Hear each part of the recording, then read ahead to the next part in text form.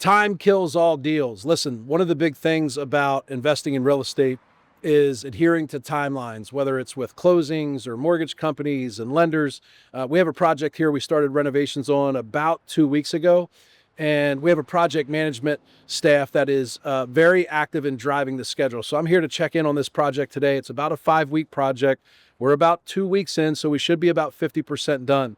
If you're not driving or keeping an eye on your timelines for construction, things like carrying costs can creep up.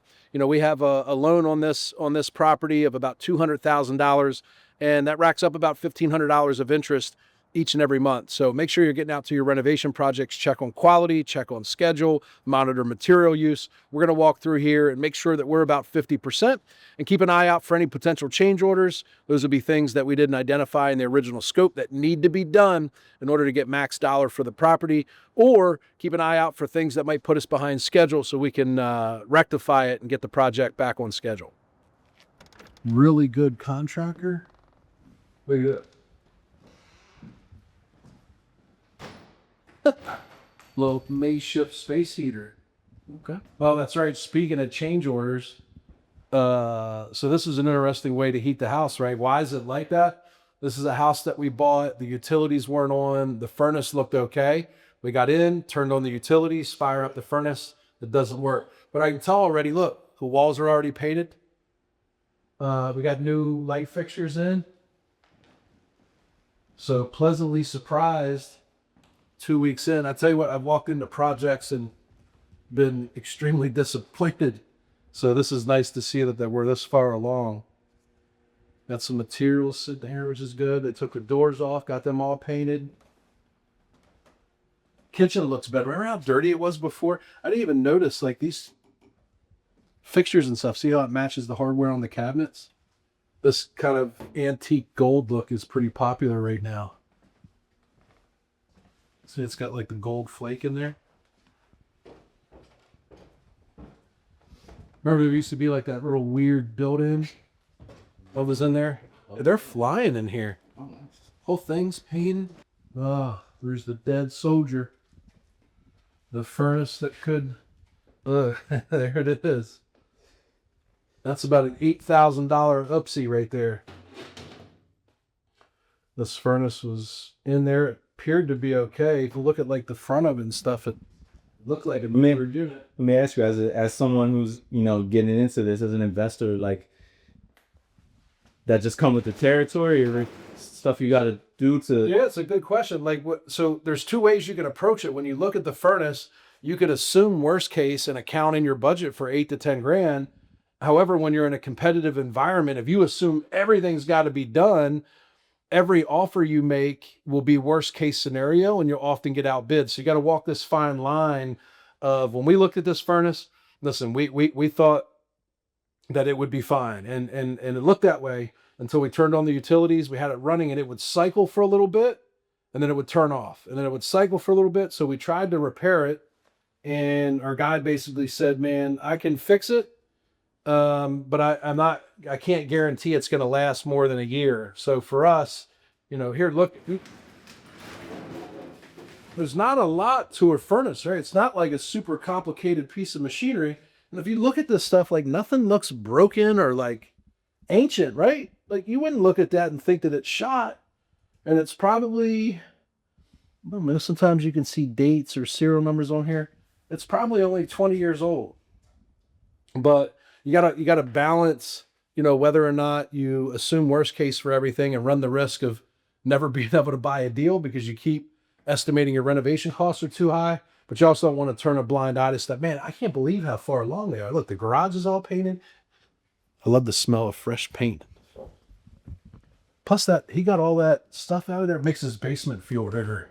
There's the new furnace. Yeah, it's right there. And maybe a new AC unit. Oh, dude, what do you see that out there? These guys are cruising. Remember this room? Mm-hmm. So this guy too, this is one of our best contractors. Shout out Stephen Maria. That, what was that Peruvian restaurant that was in downtown York? Mm-hmm. They just closed down. It was all over the news. Men in the Kitchen, Kyle more just moved in there. Remember this room? Yeah. It was like all paneled up, nasty looking. Look, you got brand new ceiling on here. This looks hot, doesn't it? Yeah, these guys are flying, man. This might be done in a week. In this line of work, what's a sign that you know you got a good contractor? Funny you ask. It's simple. The job site. See how all their tools are organized in the center of the room? The materials are neatly sat off to the side. When you see a contractor that has all these tools strewn throughout the house, laying everywhere, that's a sign of a messy contractor. Organized material sites. Look, see how he packaged up his equipment there and wrapped it in a garbage bag? That's probably some type of tile saw or something that he's got underneath there. The job site cleanliness. And another like subtle hint is whether they start a room and finish it. Like if there's a bunch of half-finished work throughout the house, they got like contractor ADHD. They're like working in the bathroom and then I had to go lay some carpet. Let me go power wash the back room. Versus, to me, the best contractors I've ever seen, they start and finish throughout the house. Like they start upstairs, work their way down. Because what you don't want to do is like finish this area and then be working back here and carry like all the dust and construction material and all that. So look how clean. Another one is paint lines.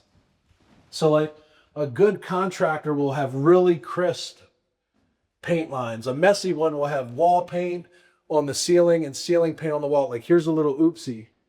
See this?